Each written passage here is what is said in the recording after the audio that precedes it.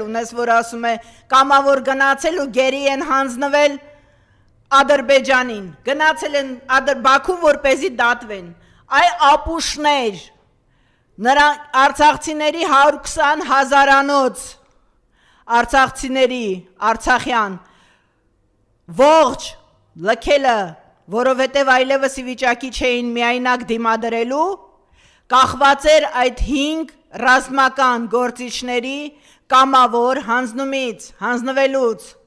և այդ մարդիկ իրանց կյանքի գնով փրկեցին արցախցիներին, մեր գերիները, որոնք այժմ դատվում են Բաքվի բերդերում, նույն կերպ տառապում են